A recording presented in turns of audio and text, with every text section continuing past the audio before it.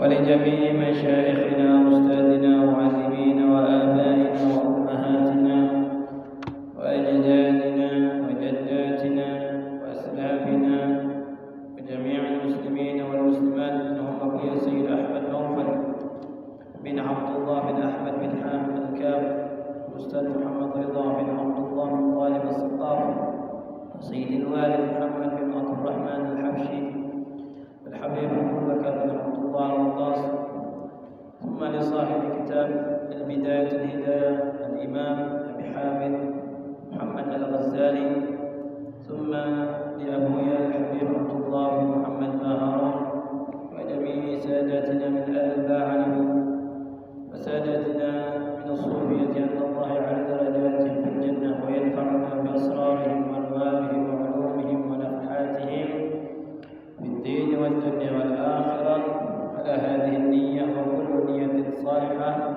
وكل ما نوى عليه سلامنا الصالحون إلى حضرة النبي محمد صلى الله عليه وآله وصحبه وسلم بسر الفاتحة.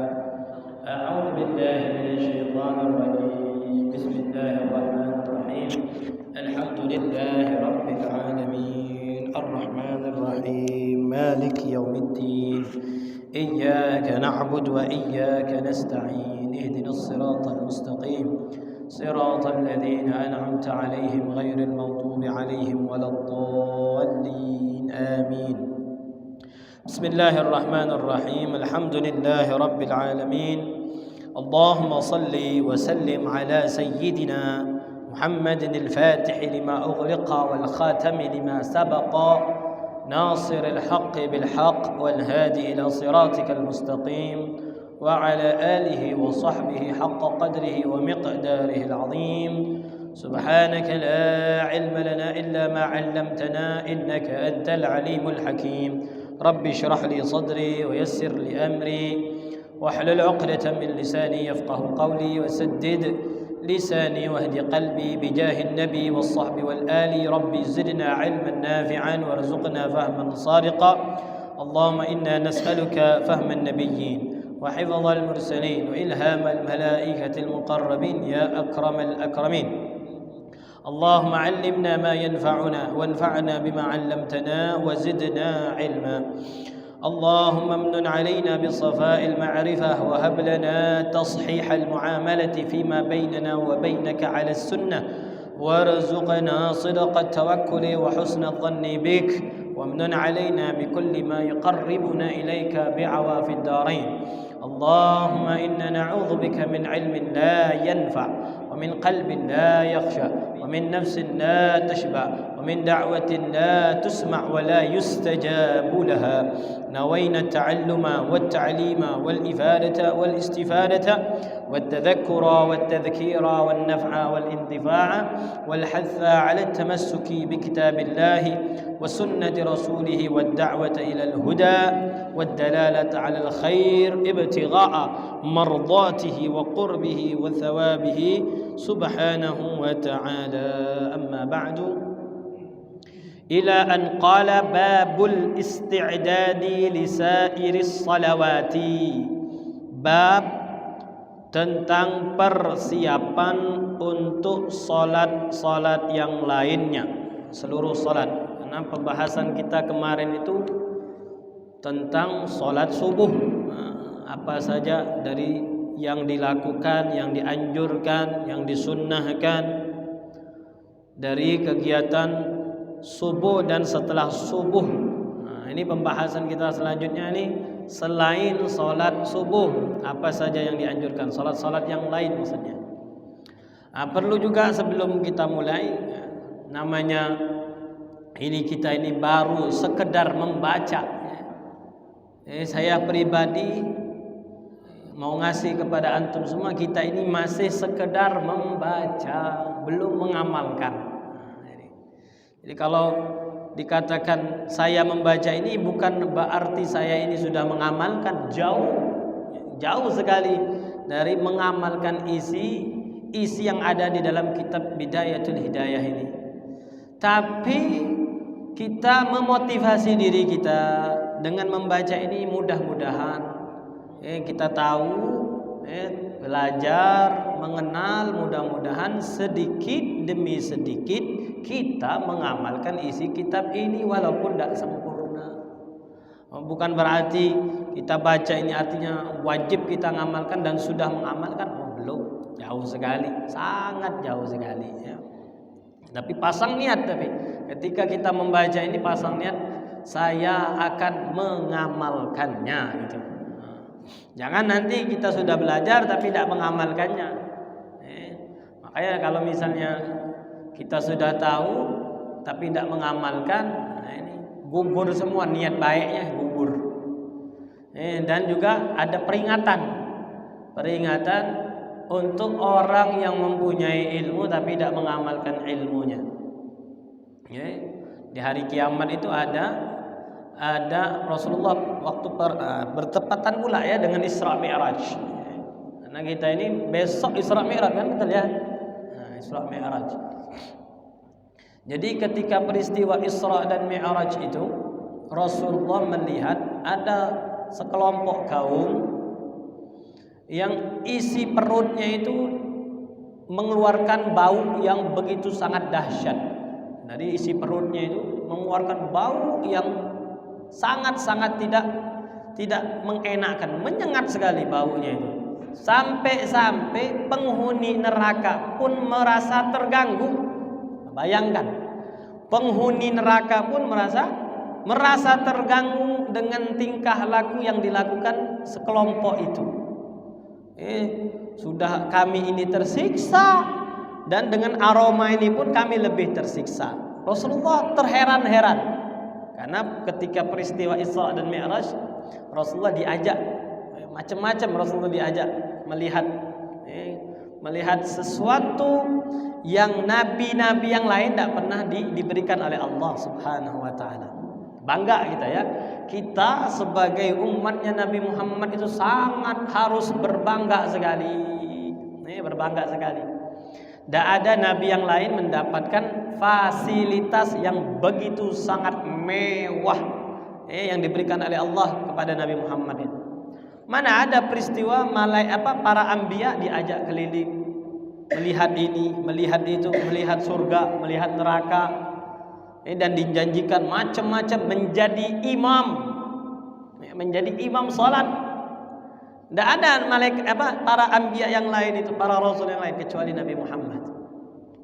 Nah, ketika Rasulullah diajak oleh malaikat Jibril ke neraka, suasana neraka itu, lihat itu siapa itu yang tadi itu. Wah, inilah orang-orang yang mengajak kebaikan tapi dia sendiri tidak mengamalkannya, khianat sama ilmunya. Khianat sama ilmunya itu bakal diazab dan bahkan mengganggu para penghuni neraka. Makanya ini orang ini tidak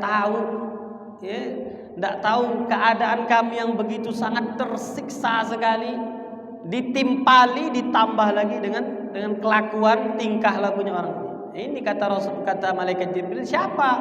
Rasulullah nanya, siapa ini malaikat Jibril? Inilah orang yang pandai berucap, pandai ngomong, ngajak kebaikan, tapi dia sendiri tidak mengamalkannya. Nah, ini pribadi saya ini, saya takut betul itu dengan hadis itu. Takut betul takut apa yang telah kita baca, kita pelajari ini rupanya tidak kita amalkan. Tidak kita amalkannya bukan karena teledor, karena sengaja. Karena sengaja tidak mau ngamalkan. Nah, makanya kita jauhkan dari sifat yang seperti itu. Kita akui kita banyak kekurangannya, kita banyak keteledorannya, banyak malasnya, tapi niatkan terus dan minta juga. Karena yang namanya kelancaran, kemudahan, semangat untuk beribadah itu dari Allah Subhanahu wa taala. Kita minta itu, ya Allah permudah aku untuk taat. Ya Allah permudah aku untuk memperbanyak amal. Ya Allah permudah aku untuk selalu ngikutin sunnahnya Nabi Muhammad. Minta terus. Jadi jangan bosan minta terus. Walaupun kita masih teledor, kita masih banyak kurangnya, masih banyak malasnya.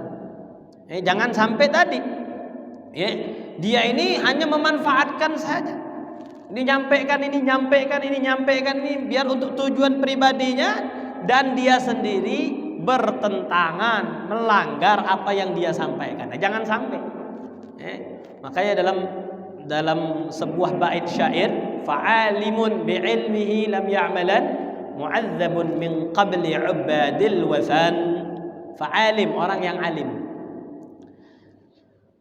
Bi'ilmihi, dengan ilmunya tadi, lam ya'malan, tidak ngamalkan. Dia punya ilmu. Jadi ilmu di sini kalau kita dapat faedah, dapat apa saja. Bukan dikatakan alim di sini itu orang yang harus jadi ulama, enggak. Enggak harus dia ini kalau dikatakan alim dia harus berceramah, enggak. Enggak harus dia pintar baca kitab, enggak. Kalau seandainya dia tahu, dia pelajari, dia dapatkan ilmu, itu namanya alim, orang yang berilmu. Ilmu di dalam bidang ini dia dapat, sudah alim dalam bidang ini.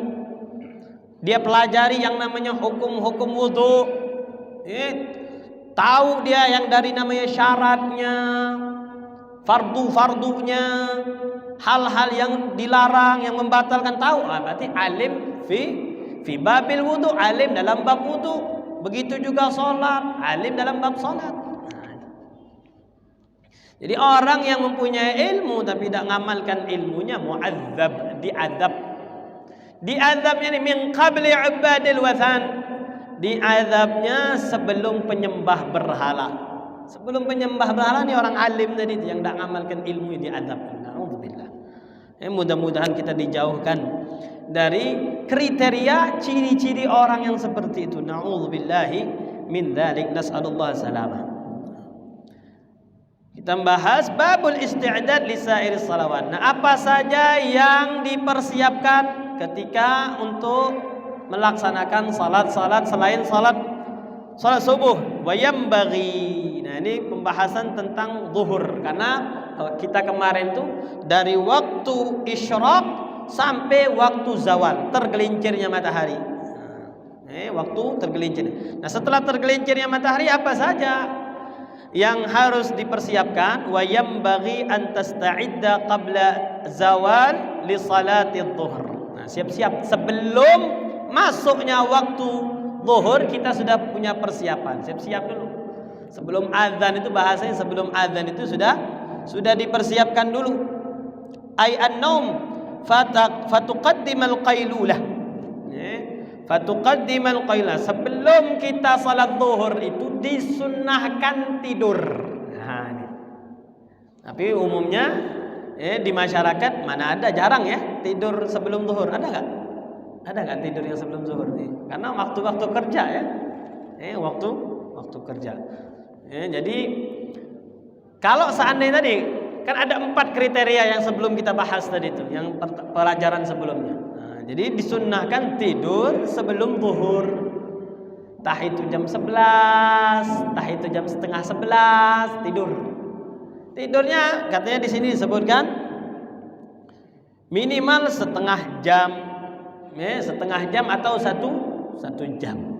Nah, jadi misalnya sekarang waktu zuhur itu kurang lebih setengah 1, sudah tidur dari jam 11 sampai jam 12 tidur dia. Nanti jam 12 bangun dia, mulai persiapan untuk sholat zuhur. Nah, itu fatuqaddimal qailulata. Namanya tidur yang seperti ini namanya qailulah. Tidur qailulah. Tujuannya apa? Tidur sebelum sholat waktu zuhur tadi, in kana laka qiyamun bil lail. Kalau seandainya engkau pengen sholat malam. Nah, sholat malam. Misalnya tadi itu sholat malam dia setelah itu paginya, siangnya menjelang siang itu dia istirahat lagi. Nanti apa? Untuk supaya bisa membantu dirinya nanti untuk bangun malam. Nah, diatur waktunya tadi itu. Au sahrun fil khair, atau dia bergadang. Nah, bergadang. Bergadangnya fil khair, begadangnya begadang yang baik. Apa itu begadang yang baik? Minadzikri wa mutala'atil kutubi. Jadi kalau seandainya dia tidak sholat, ada ibadah yang lain. Apa? Zikir. Atau apa? Mutala'atil kutub, baca kitab. Nah, belajar kitab. Jadi masuk seperti itu. Jadi ada orang yang lebih afdalnya dia baca kitab daripada sholat. Ada orang yang lebih afdal dia zikir daripada sholat. Jadi macam-macam porsinya orang itu tidak bisa dipukul rata. Silakan ambil porsinya tadi. Porsinya ini nih. Karena ini nanti lebih manfaat untuk saya dan untuk orang lain. Oh ini saya tidak bisa ini, tapi yang ini bisa sama amalkan yang itu. Jadi dianjurkan tidur sebelum zuhur. Kalau seandainya dia persiapan untuk sholat malam, atau dia mau berzikir, atau membaca, mengulang pelajaran kitab-kitab yang di sini kitab-kitab syar'i, kitab-kitab yang berurusan dengan agama. Atau kalau seandainya misalnya dia tidak sholat misalnya, tidak zikir, tidak baca kitab, tapi dia sebagai petugas kamling, dia betul-betul jaga warganya, sudah bagus itu dihitung ibadah itu. Jadi ketika dia berjaga tadi, apa namanya, ronda ya, ronda tadi dicatat ibadah. Kalau tujuannya tadi supaya kampungnya tadi, daerahnya tadi, kalau ini apa namanya, kalau kita nih komplek apa namanya, kampung, istilahnya apa bagian ini, RT 1 RT 2 nih, kampung. Kampung kita nih misalnya, ada posko kamlingnya, rondanya tadi. Kalau seandainya niatnya tadi, yang petugas ronda tadi, supaya mengamankan kampung dari meranti darat ini, supaya tidak kemalingan, tidak terjadi kebakaran dan segala macam, itu dihitung ibadah. Jadi matanya tadi terjaga tadi, dihitung ibadah. Asalkan dengan catatan tidak diisi dengan hal-hal yang tidak bermanfaat, apalagi maksiat. Kalau seandainya dia betul-betul jaga tadi, tapi dia misalnya menghabiskan waktunya main Mobile Legends misalnya, kan sekarang nih HP ini menjangkit semuanya, tidak hanya anak kecil, orang tua pun kena sekarang itu. Jadi ketika dia jaga tadi, dia bukan jaga tapi malah apa? Main apa? Main gaple misalnya, paku, tidak ada manfaatnya. Kecuali kalau seandainya tadi ada alasan supaya menghilangkan rasa kantuk lah, entah apalah. Sebentar aja, bukan dihabiskan waktunya dengan itu, apalagi dengan lalai, dengan ketawa, dengan macam-macam, jelas tidak ada manfaatnya. Jadi kalau seandainya yang menjaga tadi, dia bahkan dia pegang tasbihnya misalnya sambil dia zikir, bisa dia zikir tadi, menjaga tadi, bisa dia zikir sambil sholawat, udah dihitung. Jadi matanya terjaga tadi itu dihitung ibadah. Bisa nanti disunnahkan pun dia qailulah, untuk tidur sebelum zuhur. Fa inna fiha, kenapa tidur sebentar tadi sebelum zuhur tadi? Ma'unatan ala qiyamil lail, bisa membantu bangun malam, bisa bantu. Kama annal akla fi sahuri ma'unatun ala siyamin nahar, sebagaimana orang yang makan sahur itu membantunya nanti ketika dia berpuasa, bisa bantu.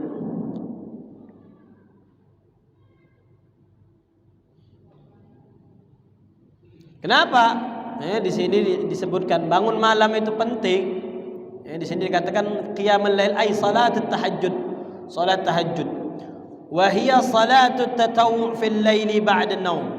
Jadi yang namanya tahajud itu salat sunnah setelah tidur. Salat sunnah setelah tidur. Wala hadda li adadi raka'atina, beda dengan salat witir. Salat tahajud ini tidak ada bilangannya. Makanya kemarin saya sampaikan, kalau seandainya kita malah menyepelekan salat witir, salah. Dia bangun malam, dia prioritaskan salat qiyamul lailnya tadi, salat tahajud tadi. Tapi witirnya cuma 3 rakaat, ini salah. Lebih baik dia salat witir yang banyak-banyak. Kalau seandainya dirasanya kurang atau dia sudah terbiasa, saya ini salat witir pasti 11 rakaat Ustaz. Ya sudah, berarti kalau sudah terbiasa seperti itu, kamu sebelum salat witir, kamu salat qiyamul lail dulu atau salat tahajud dulu. Sudah selesai salat tahajudnya, baru lanjutkan yang namanya salat witir. Nah itu. Karena yang namanya salat tahajud itu tidak ada bilangannya. Makanya ada sahabat tuh sampai 100 rakaat, 300 rakaat. Itu setelah salat witir mereka lakukan dengan sempurna. Itu. Liqaulihi sallallahu alaihi wasallam li Abi Dzar. Karena Rasulullah sallallahu alaihi wasallam pernah memberikan wejangan kepada Abi Dzar, as-salatu khairu mawdu'in istakthar au aqal. Wahai Abi Dzar, salat itu paling sebaik-baiknya engkau lakukan, sebaik-baik tempat, sebaik-baik keadaan. Sebaik-baik keadaan apa? Melihat hambanya lagi salat. Allah itu paling senang kalau melihat hambanya lagi taat. Sudah. Allah paling tidak suka kalau seandainya melihat hambanya lagi maksiat. Itu. Makanya kalau salat kau banyakkan atau kau sedikitkan bagus.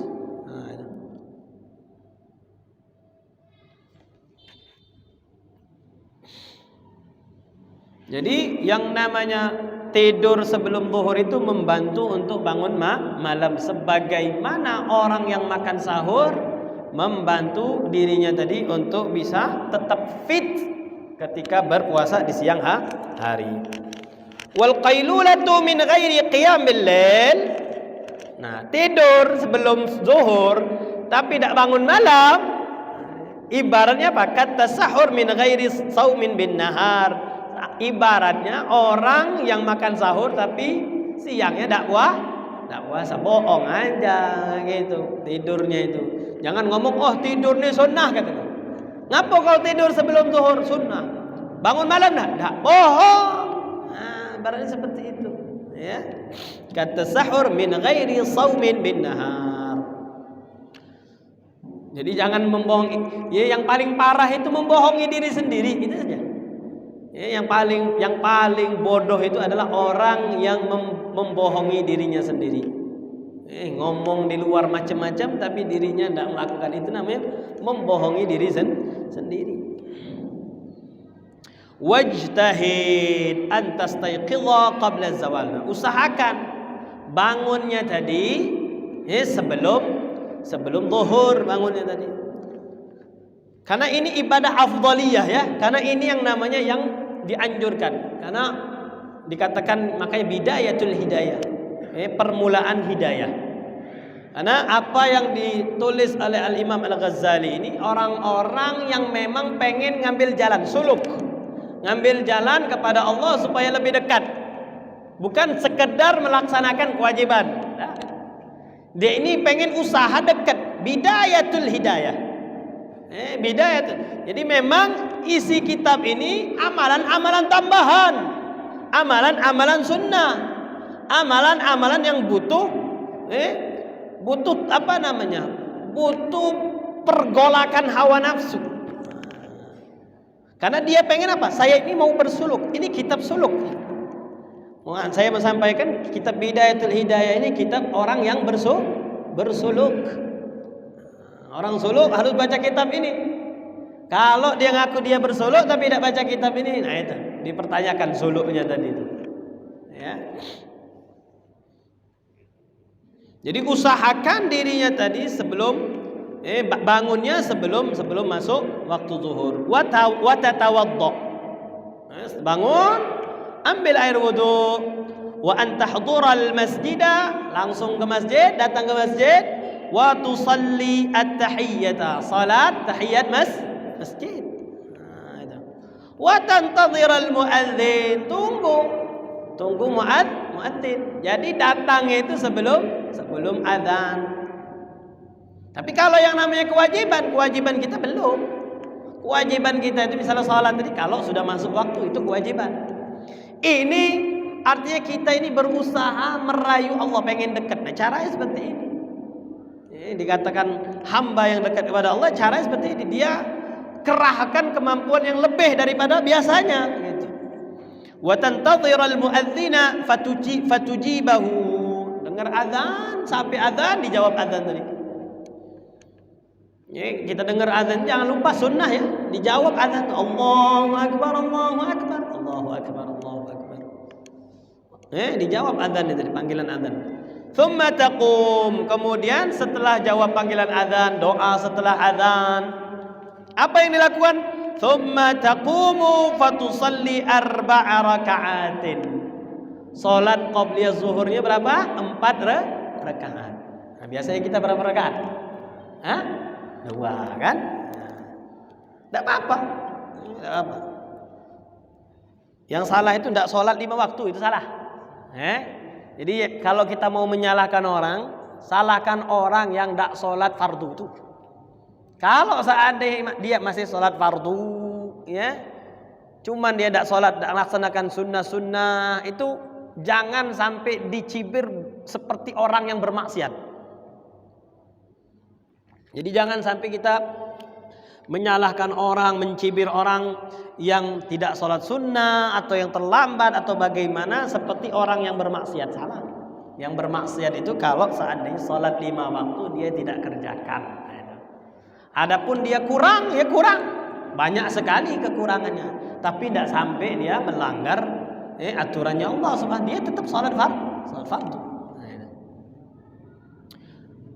Thumma taqum wa fatusalli 4 raka'atin. Kemudian dia salat qabliyah zuhur 4 rakaat. Nah, 4 rakaat ini dibagi.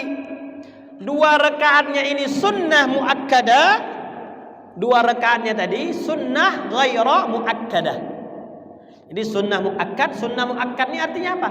Tidak pernah ditinggal oleh Nabi. Baik Nabi di dalam kota atau di luar kota.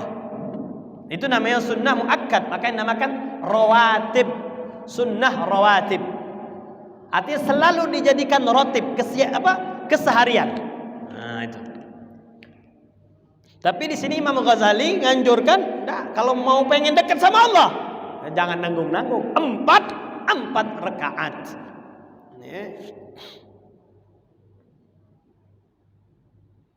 Nah, di sini disebutkan bitaslimatin in aratta asla sunnah wal afdal an taj'ala rak'atain awil 4. Jadi bisa 4 rakaatnya tadi dengan 1 salam.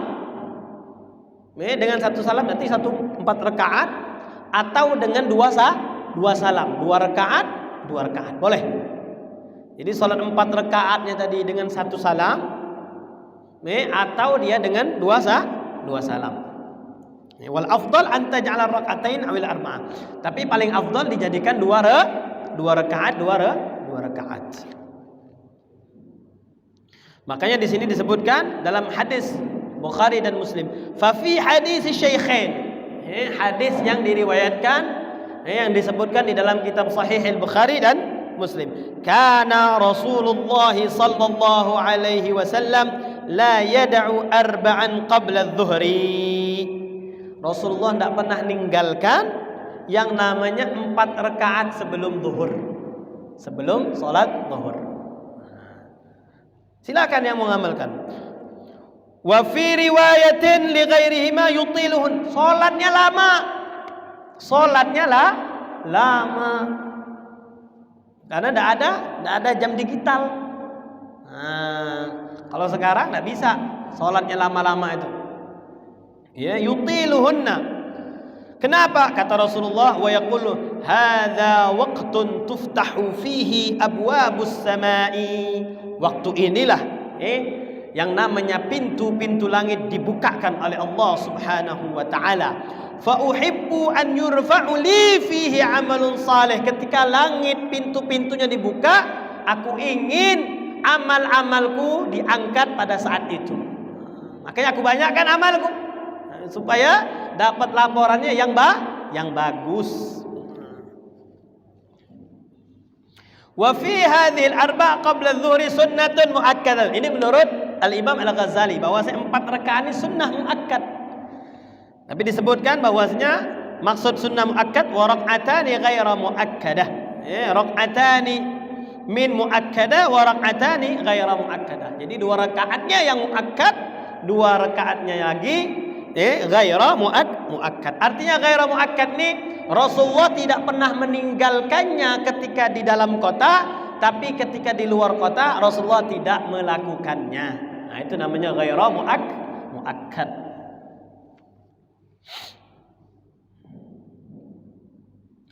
Fafil khabar, dalam sebuah riwayat disebutkan anna man shallahunna, barang siapa yang salat tadi, salat qabliyah zuhur 4 rakaat tadi, fa ahsana ruku'uhunna, rukuknya bagus sempurna, artinya lama rukuknya lama, wa sujuduhunna, sujudnya lama, shalla ma'ahu 70,000 malak, ikut serta salat dengannya itu berapa?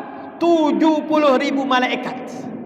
Jadi orang yang salat 4 rakaat sebelum zuhur itu, malaikat ikut salat bersama dia. Artinya salat di sini memintakan ampun. Innallaha wa malaikatahu yusalluna 'alan nabi, bersalawat kepada nabi, malaikat itu apa? Istighfar.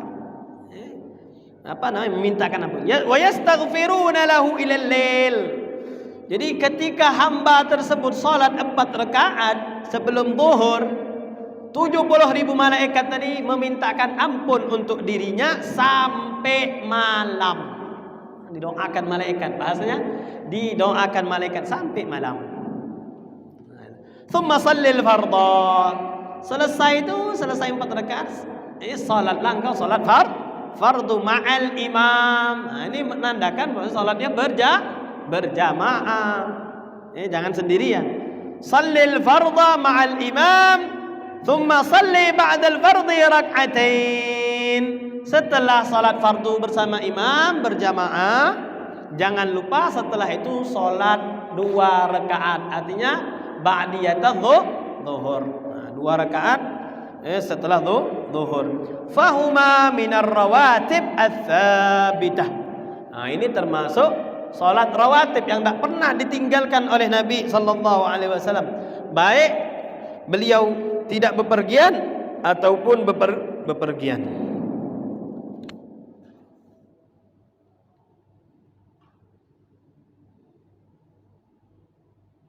Dalam riwayat yang lain, orang yang salat 2 rakaat sebelum zuhur, diriwayat dari Sayyidina Anas bin Malik. Wa fil hadits indal Khatib Al-Baghdadi an Anasin, man shalla qabla adh-dhuhri 4, barang siapa yang salat sebelum zuhur 4 rakaat, ghufira lahu dhunubu yaumihi dzalik, diampuni dosanya pada hari itu.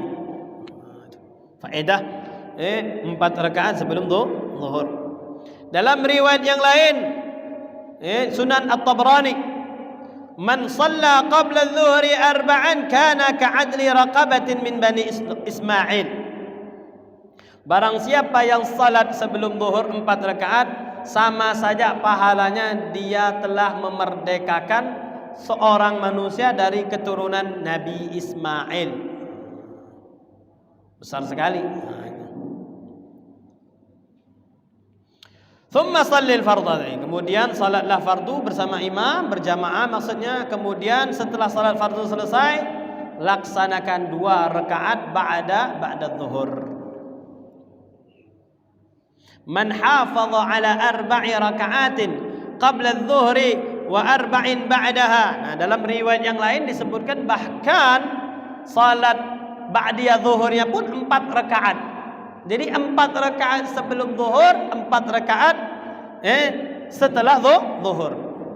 Diriwayatkan dari An-Nasa'i, At-Tirmidzi, Abu Daud, Ibnu Majah dan Hakim. Riwayat banyak sekali. Apa isi hadisnya? Man hafadha, barang siapa yang rutin. Rutin ya, tidak pernah tinggal. Man hafadha, betul-betul menjaga.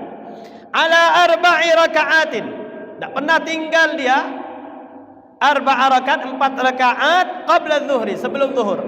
Wa arba'in ba'daha, 4 rakaat setelah zuhur. Harramahullahu 'alan nar. Allah haramkan jasadnya tadi kena api neraka. Nah, disunnahkan, apa yang disunnahkan ketika kita salat 4 rakaat tersebut? Apa yang disunnahkan? Disunnahkan wa yustahabbu, dianjurkan oleh Imam Al-Ghazali, an yaqra'a fi hadhihi nafilah ayatul kursi wa akhir suratul Baqarah. Bacaannya rakaat pertamanya ayat kursi, rakaat keduanya akhir dari surah Al-Baqarah. Amana ar-rasul ma unzila ilaihi min rabbih wal mu'minuna kullun amana billah. Dianjurkan. Jadi bacaannya seperti itu. Makanya lama. Jadi salat sunnahnya pun lama. Tapi kalau kita ngamal seperti ini ya tadi, kalau di masjid-masjid sekarang ini sudah game over kita. Minimal sholat 2 rakaat atau 4 rakaat sudah. Gitu. Walaupun tidak sempurna. Wala tashtagil ila al-'asr illa bi ta'allumi ilmin. Berapa menit lagi? 8. Jangan kau sibukkan sampai waktu asar kecuali belajar, illa bi ta'allumi ilmin.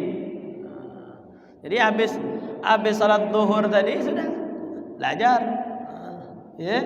Imma bil hudur 'indal madras.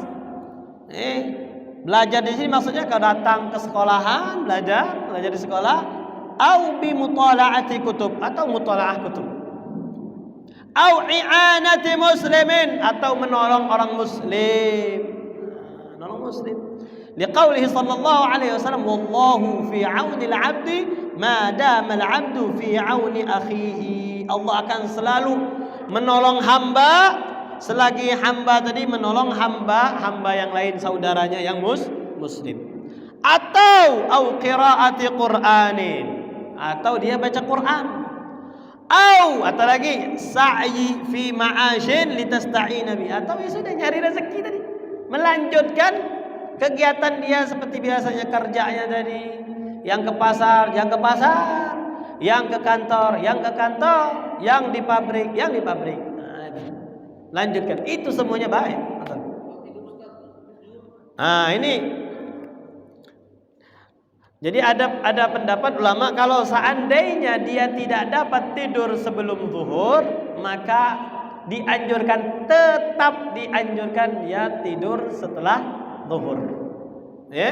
Tapi ini kalau menurut Imam Ghazali tidak dianjurkan. Kalau menurut Imam Ghazali, kalau mau tidurlah sebelum zuhur. Tapi ada pendapat yang lain mengatakan kalau seandainya dia tidak dapat tidur sebelum zuhur, maka dianjurkan justru dia tidur setelah zuhur. Agar apa tadi? Untuk tetap niatnya tadi membantu dirinya untuk semangat ketika bangun malam. Ini apa yang dikatakan Imam Ghazali. Ya, sebaiknya sebelum zuhur. Bagi yang mampu, ya. Kalau tidak mampu ya sudah. Gitu.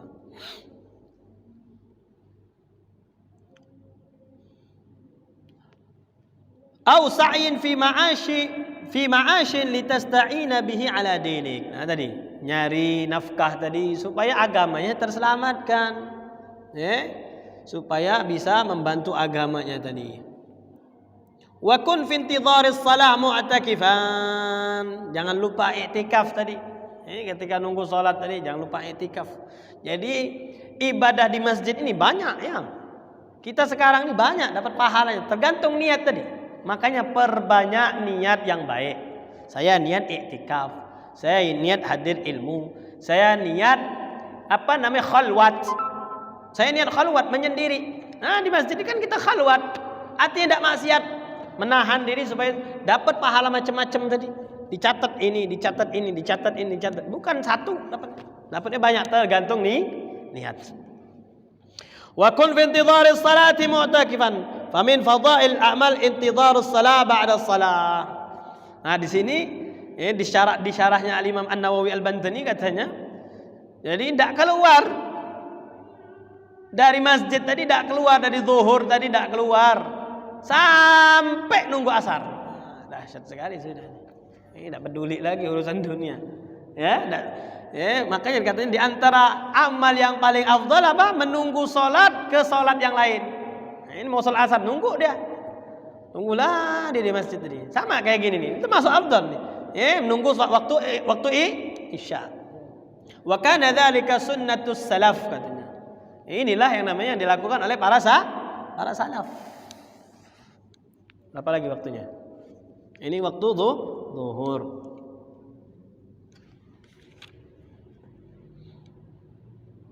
Thumma salli qabla al-'asri. Nah, setelah setelah kita nunggu masuk waktu asar, berarti kita tidak keluar. Tidak keluar dari masjid. Ada orang-orang yang mungkin dia sudah dijamin rezekinya tadi. Kalau sudah dijamin rezekinya, ada yang ngejamin dia, tak usahlah kamu sibukkan saja dengan ibadah. Tenang saja, urusan makan biar saya yang jamin kamu. Kayak enak gitu ya? Ya, enak kayak gitu. Sudah, aman sudah. Kalau seandainya disuruh nyari rezeki tapi disuruh taat, nanti dulu. Wa an laisa wala tansa nasibaka minad dunya. Disebutkan kata Allah Subhanahu wa taala, jangan dilupakan juga bagianmu dari dunia. Ada bagian dari dunia jangan lupakan. Sudah akhirat saja, tapi akhirnya mati kelaparan. Salah itu ya, ceroboh sekali. Itu kayak gitu. Wala tansa nasibaka minad dunya. Berapa lagi waktunya?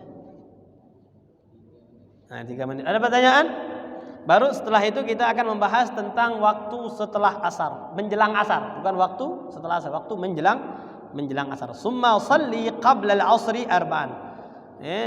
Setelah masuk waktu asar, sudah masuk nih azan asar, jangan lupa salat 4 rakaat sunnah asar.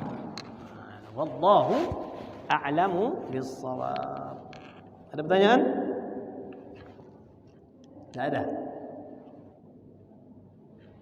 Kalau melihat wajah-wajah manusia tapi ibadah seperti malaikat, ya seperti inilah. Benar-benar yang namanya bisa bahkan bukan mengimbangi malaikat tapi bisa mengungguli malaikat. Kalau benar-benar diamalkan. Nah, itu. Makanya tadi di awal saya takut. Baca-baca ini takut sebenarnya. Takut sekali. Takut sengaja tidak mau mengamalkan. Takut. Kenapa? Ini berat sekali apa yang disampaikan. Jadi Imam Ghazali itu makamnya itu jauh dari halayak ramai. Kalau kita melihat nanti di daerah Iran, makamnya Imam Ghazali itu ada di daerah Iran. Nah, di daerah Iran sana, Furs. Jadi beliau itu memang di akhir hayatnya memilih yang namanya khalwat, menyendiri. Jadi sudah. Beliau ini seorang alim yang dulunya hobi berdebat. Saking alimnya itu dia tantang semua. Siapa yang alim, didatangin, disamperin, diajak diskusi, diajak debat. Tibalah di akhir masa hidupnya dia sudah bosan semua dengan itu semua. Milih dia jalan bagaimana dirinya tadi dapat lebih dekat lagi kepada Allah Subhanahu wa taala. Jabatan semuanya dia lepaskan semua. Seorang rektor. Imam Ghazali itu seorang rektor. Rektor di salah satu universitas, dia tinggalkan semuanya sudah. Aku milih khalwat. Makanya kalau kita ngelihat di tempat makam beliau, suasana yang begitu sangat sunyi sekali. Makamnya beliau di tengah-tengah, tidak ada makam yang lain. Jadi memang betul-betul karena kitab ini beliau karang di akhir hayatnya beliau. Beliau banyak kitab, ada kitab fiqihnya Al-Basit, Al-Wajiz, ada 3 kitab fiqihnya itu. Terus kitab usulnya ada, kitab tafsirnya ada. Alim betul. Imam Ghazali ini semasa hidupnya banyak sekali karya, tapi di akhir-akhir beliau memilih jalan suluk. Jalan untuk supaya bagaimana dirinya pengennya lebih dekat lagi sama Allah Subhanahu wa taala. Wallahu a'lamu bis-shawab. Subhanakallahumma wa bihamdika asyhadu an la ilaha illa anta astaghfiruka wa atubu ilaik.